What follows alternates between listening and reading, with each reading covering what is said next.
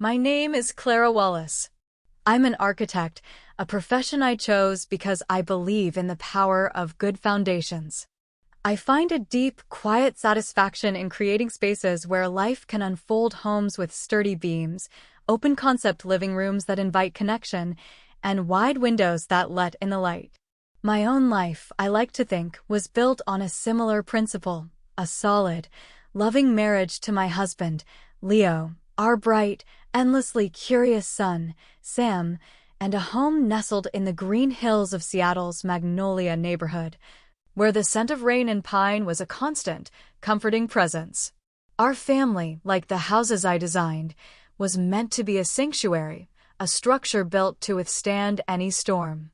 I had not yet learned that the most dangerous pressures often come not from the outside, but from unseen cracks deep within the foundation itself. The story of how I learned this lesson began, as so many stories do, on an ordinary Sunday. The sky over the Puget Sound was a soft, pearlescent gray, the kind that filters the light and makes the evergreens look almost black. After our usual quiet service at the little neighborhood chapel, we were at the Queen and Griddle, a local institution where the scent of sourdough pancakes and brewing coffee hung in the air like a warm blanket. I watched my son, Sam, a small boy of 10 with his father's serious eyes and my own stubborn cowlick, meticulously constructing a dam of whipped cream around his syrupy plate. A quiet smile touched my lips. These were the moments I collected, the small, perfect bricks of our life. "Hey, Sammy, I'm coming to your soccer game next Saturday," my sister, Isabel, announced, her voice a little too bright, a little too loud for the cozy diner. There was a brittleness to it, a quality I'd noticed ever since her engagement to Julian had imploded 6 months ago. Her smile, which used to bloom as naturally as a wildflower, now seemed carefully arranged, a mask that didn't quite fit. "Really? You promise?" Sam's face lit up, his pancake project forgotten. "I'm gonna score a goal for you, Auntie Belle." Leo, seated beside me, gave our son a warm, affirming nod. "That's my boy." His gaze was steady, a comforting anchor in the world. On our table, the church bulletin lay beside a small vase of daisies, its pages filled with volunteer opportunities and community potluck dates.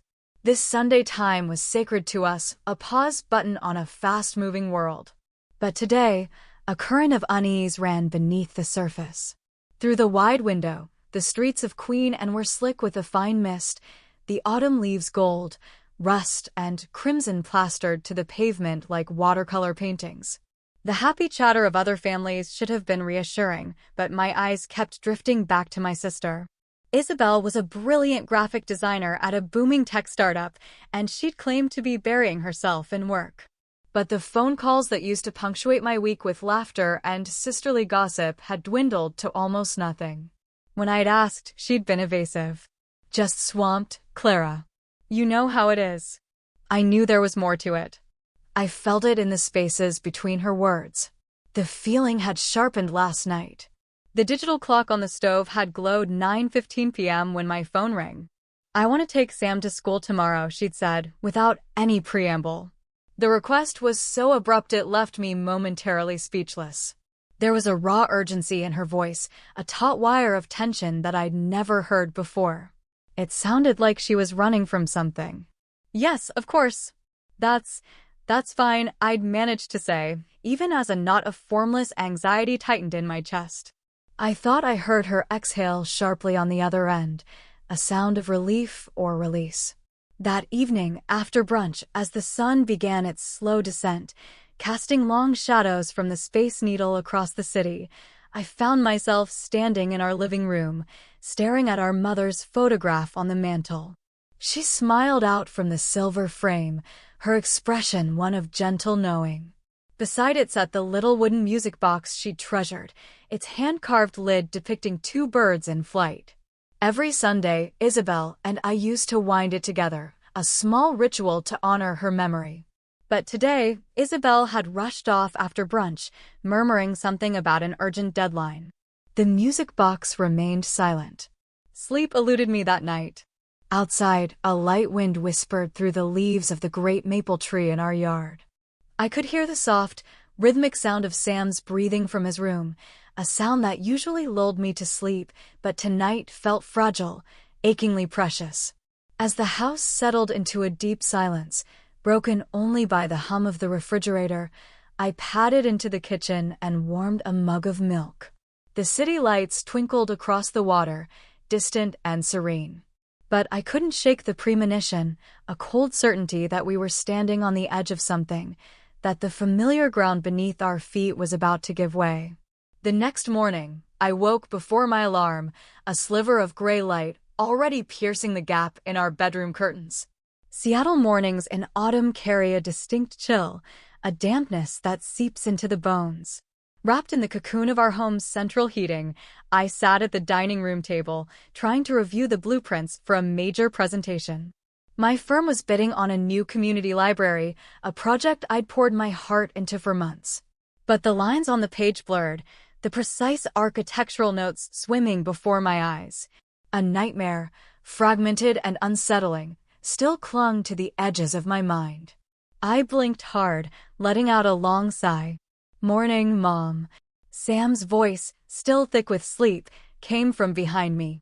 He wrapped his arms around my waist, his head fitting perfectly under my chin. His soccer bag was already slung over one shoulder, making him look like a miniature, serious athlete.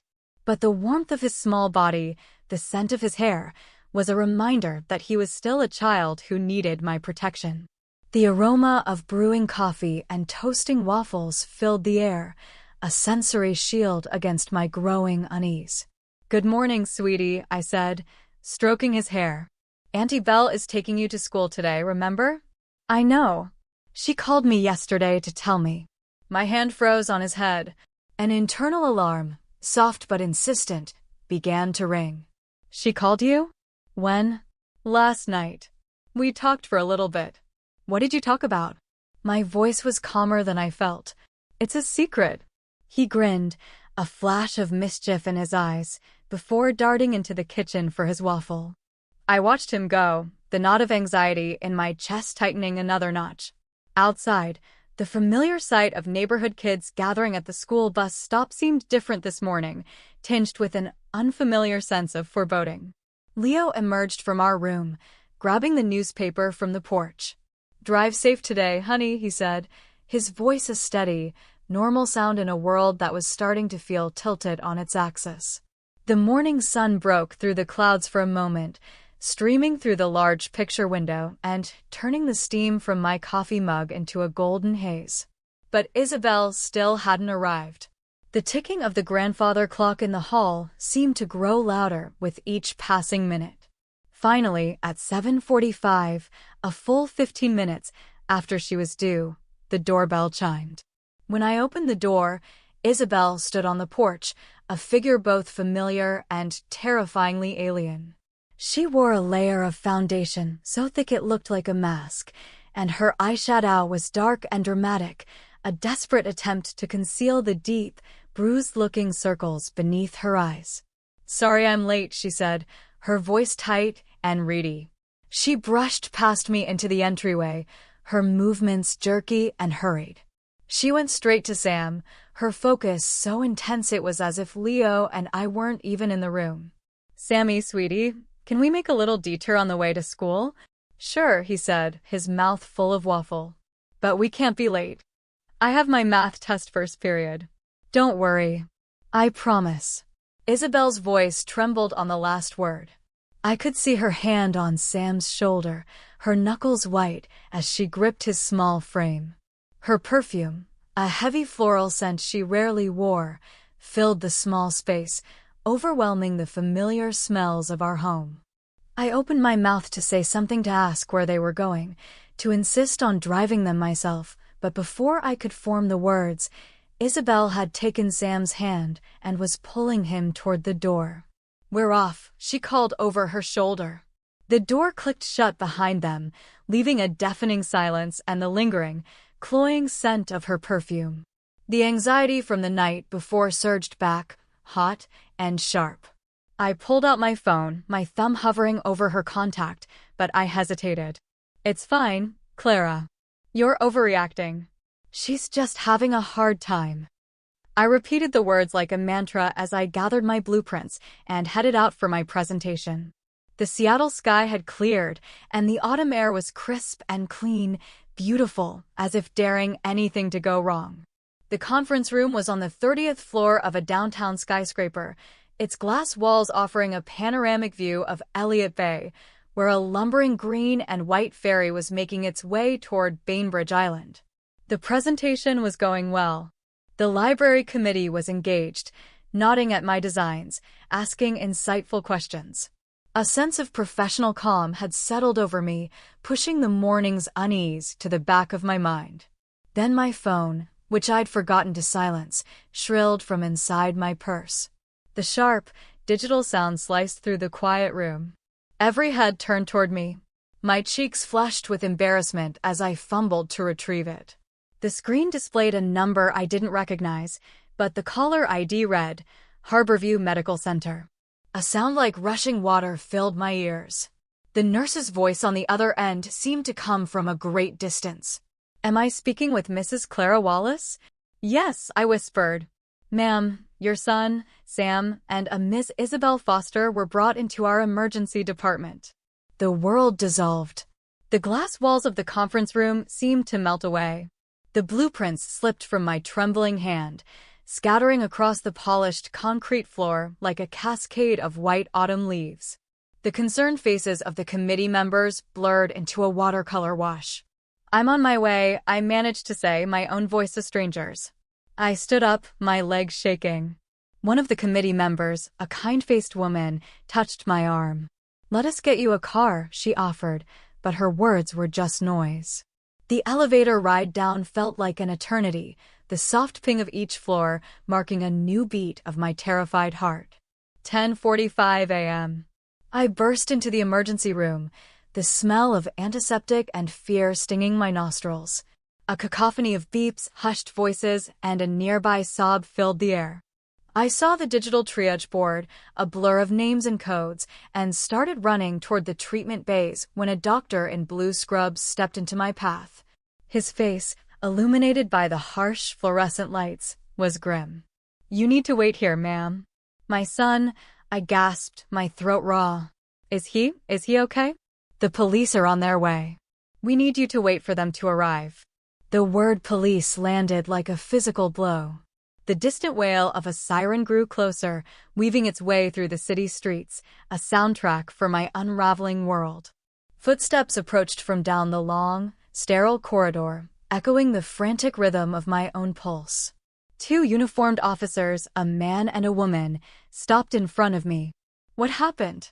I pleaded, looking from the doctor to the officers. Why are the police here? What did Isabel do? My mind flashed to the music box on the mantel, to my mother's smiling face. Look after each other, she had told us, her voice thin but firm in her final days. You're all you've got. The memory, once a comfort, was now a shard of glass in my heart. Outside the ER window, the Seattle sky was a vast, indifferent blue. In a small, windowless family waiting room, surrounded by pale, impersonal walls, I trembled in Leo's arms. He had arrived in a frantic rush, his face a mask of fear and confusion. The male police officer, Sergeant Miller, began to speak in a low, measured tone that did nothing to calm the frantic beating of my heart. The accident occurred on a winding back road near Snoqualmie. The vehicle your son was in lost control on a curve and struck a guardrail. I felt Leo's body go rigid against mine. Sam, my son, I choked out the words. He's going to be fine, the officer said, and his words were the first solid thing I'd been able to hold on to all morning. He was properly buckled in. He has some bruises and a small cut on his forehead, but he's conscious and lucid. The strength drained from my legs, and I sagged against Leo, tears of pure, unadulterated relief streaming down my face. He was alive. My boy was alive. The rest was just noise. And Isabel? I asked, my voice muffled by Leo's jacket. My sister. Sergeant Miller's expression darkened. Miss Foster is in critical condition. She sustained significant injuries and was taken directly into surgery. He paused, and the female officer, Officer Chin, stepped forward. Her voice was gentle, as if she were delivering a fragile, explosive package. Mrs. Wallace, what we're about to tell you is going to be very difficult to hear. Her compassionate tone somehow made it worse, a soft prelude to a hard truth. Just before the crash, witnesses reported the car was driving erratically. Based on our preliminary investigation, it appears your sister was attempting to abduct your son. The word hung in the sterile air. Abduction. Isabel. Sam. The concepts refused to connect in my mind. It was like trying to fit a square peg into a round hole. That's impossible, Leo said, his voice a low growl. Anger was beginning to burn through his fear. There has to be a mistake. We found 2 passports in Ms. Foster's handbag, hers and your son's, Officer Chin said softly, along with nearly $10,000 in cash. The car's GPS was routed to a remote border crossing into Canada. Each fact was a hammer blow, systematically dismantling the reality I knew. A search warrant was executed at her apartment, Sergeant Miller added, his voice regaining its official tone. Investigators found receipts from a fertility clinic dating back 2 years. Prescriptions for antidepressants filled just after her engagement ended. And they found a diary. As he spoke, the door to the waiting room opened. A small figure stood there, a white bandage stark against his dark hair. Sam. He ran to me, burying his face in my side. I held him so tightly I thought he might break, breathing in the scent of him, assuring myself he was real, he was here. He was safe. After a moment, he pulled back and looked at me, his eyes wide and serious. Auntie Belle was crying, he said in a small voice that seemed to silence the entire hospital. The whole time, my heart seized. The 2 police officers exchanged a look, their professional demeanor softening. In the car, Sam continued, his voice trembling slightly. She kept saying, "I'm so sorry, Sammy," over and over. And she kept asking me, "Do you think I'm broken, Sam? Am I broken?" He looked from my face to Leo's. At first, she said we were going to a secret playground with the best swings in the world. But then we got on the freeway, going the wrong way, away from school. When I told her I had my math test, she just started to cry. Really hard. A flurry of footsteps echoed in the hall. A surgeon in green scrubs appeared in the doorway. Family for Isabel Foster? My legs wouldn't move. Leo had to help me to my feet, his hand firm, grounding pressure on my shoulder as we walked toward the doctor. Back at Isabel's apartment on Capitol Hill, investigators were piecing together the narrative of her collapse. The fertility clinic receipts told a story of hope and repeated disappointment. The empty antidepressant packets, hidden in a shoebox at the back of her closet, spoke of a silent, private pain. And in the diary, found tucked beneath a stack of old sketchbooks, the final entry was written in a frantic, shaky script. Julian's words. I can't get them out of my head. A woman who can't give me a family is defective. Defective. But I do have a child. I do. A child I love more than anything. Sam, he is my. The sentence trailed off, the ink smudged as if by a tear. When detectives interviewed Julian Croft at his sleek, minimalist condo overlooking Lake Union, he was cool and detached. I ended it because she wasn't being honest, he stated, swirling the ice in his glass of whiskey. The whole fertility thing, she hid it from me. A family needs to be built on a foundation of trust. I simply determined she was not a suitable partner to build a traditional family with. There was no remorse in his voice, only the cold, unyielding logic of a man who saw people as assets or liabilities. At dusk, as the Seattle sky bled into shades of orange and violet, Isabel was moved from surgery to the ICU.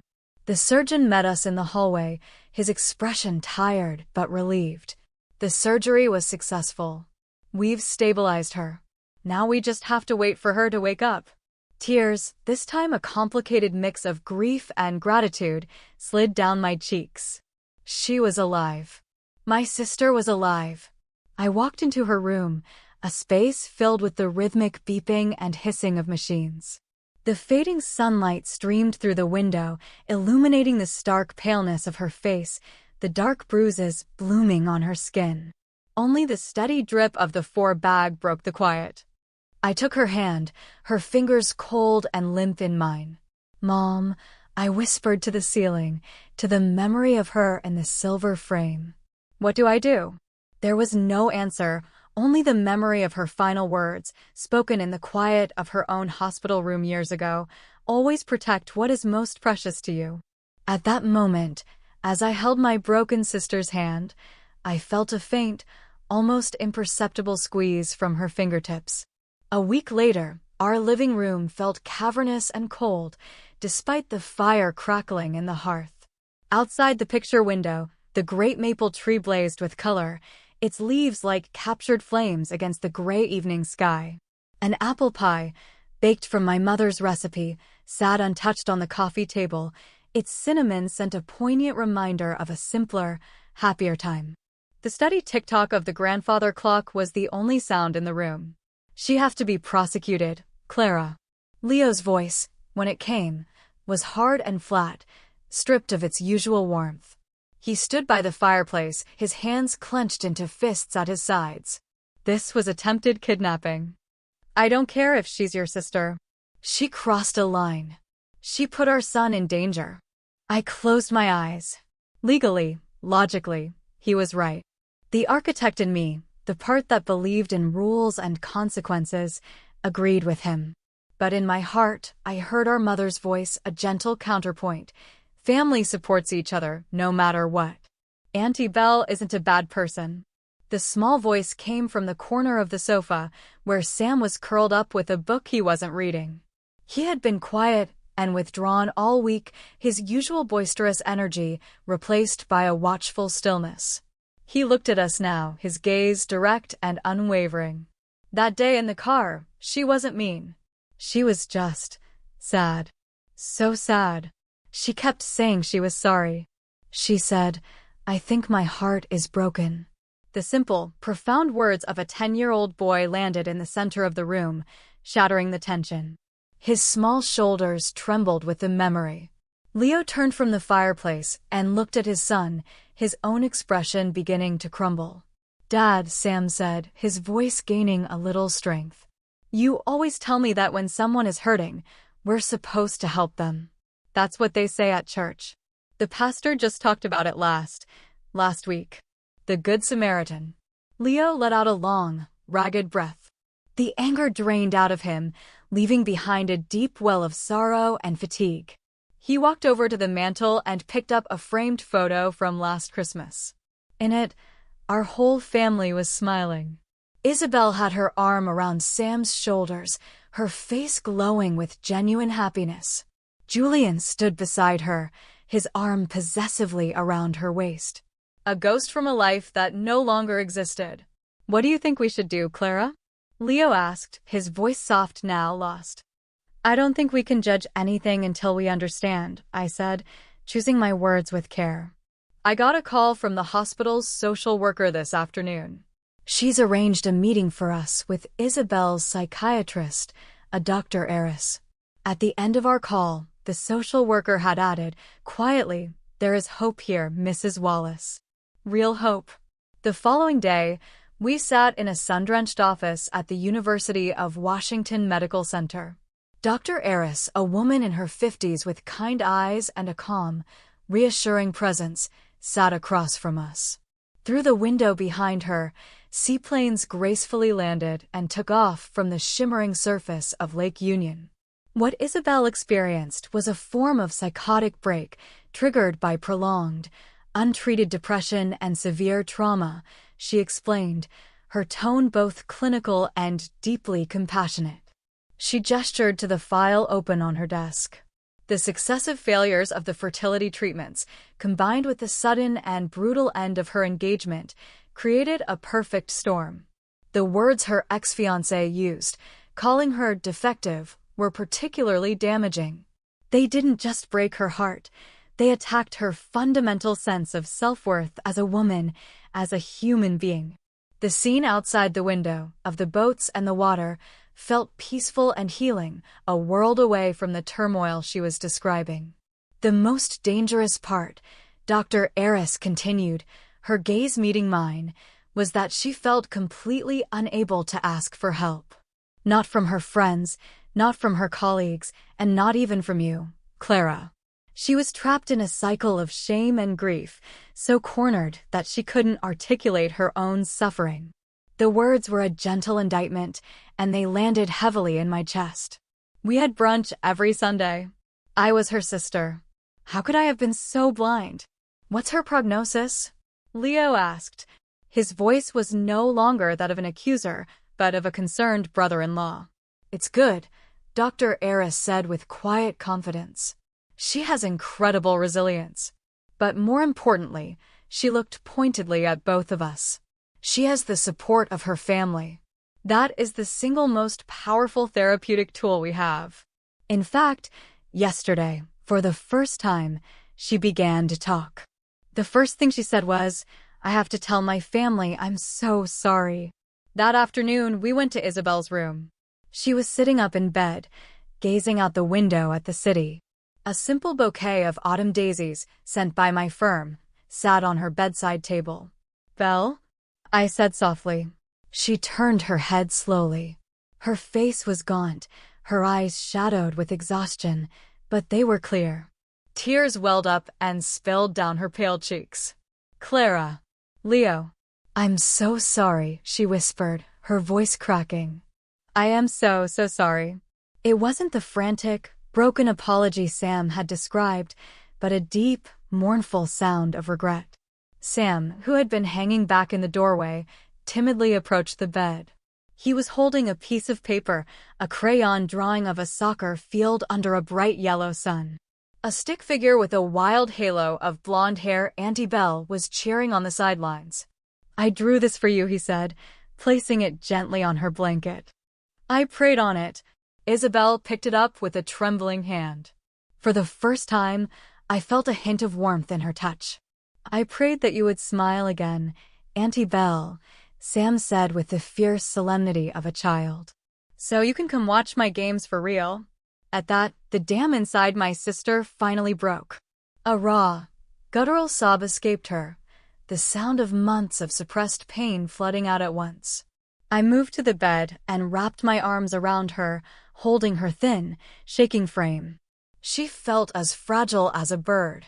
Leo sat on the other side of the bed, his large, gentle hand coming to rest on her shoulder. We're here now, Belle, I murmured into her hair. You don't have to do this alone anymore. We'll figure it out. Together.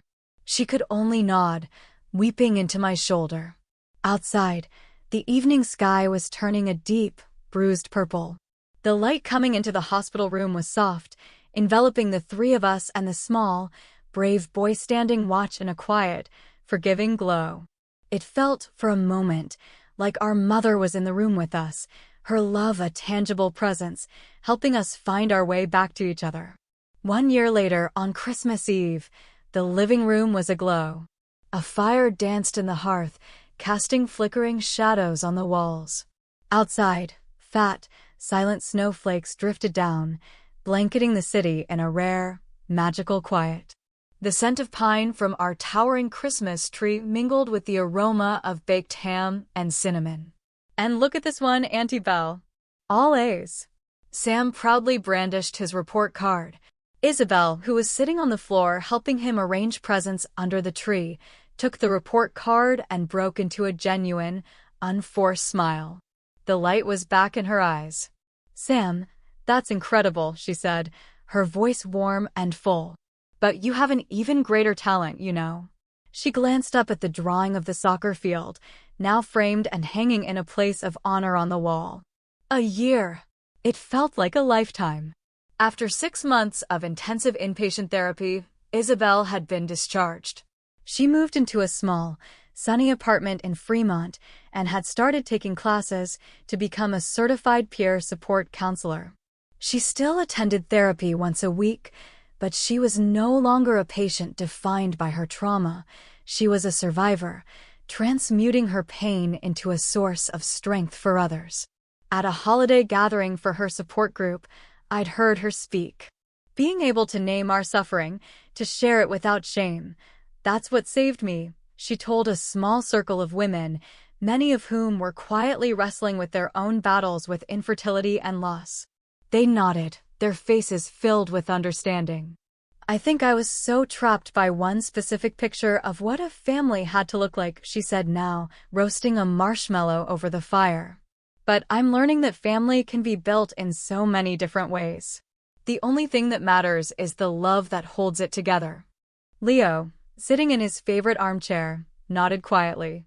He had become her staunchest advocate, working with our lawyer to present a case for diversion and mental health treatment over punitive legal action.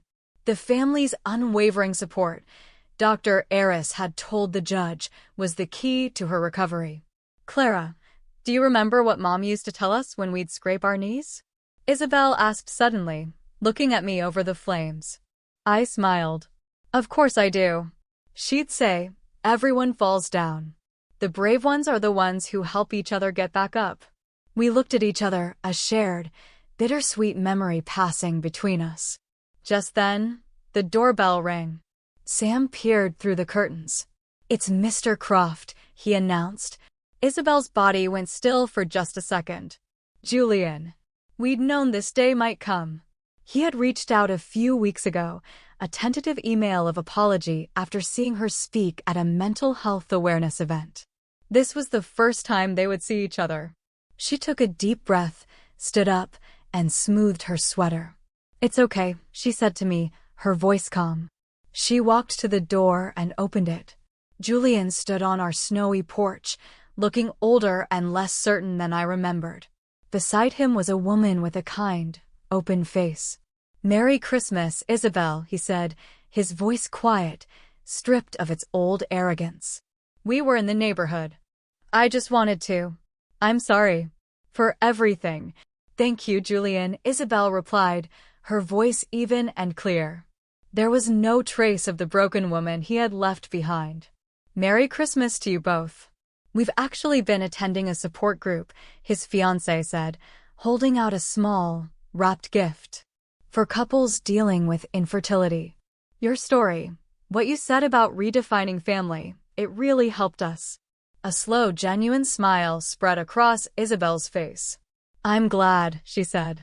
But I'm okay now. I have my family. Her gaze flickered back toward the living room, where Sam was now winding the old wooden music box on the mantel. After they left, we gathered again by the fire. The music box began to play its sweet, familiar tune, a melody of resilience and love. Isabel went to the mantel and stood before our mother's photograph. I finally get it, Mom, she said softly. A foundation doesn't have to be perfect to be strong. Sometimes, it's the cracks and the way we mend them together that make it unbreakable. I came up behind her and wrapped my arms around her shoulders. Outside, the snow fell, covering the world in a blanket of white, offering a clean slate. The lights on the tree twinkled, reflecting in the window panes, warm and bright against the cold night. On the table, the apple pie we had baked together that afternoon waited, a testament not just to our mother's recipe, but to our own rebuilt, redefined, and beautifully imperfect family. The foundation was holding. It was stronger than ever.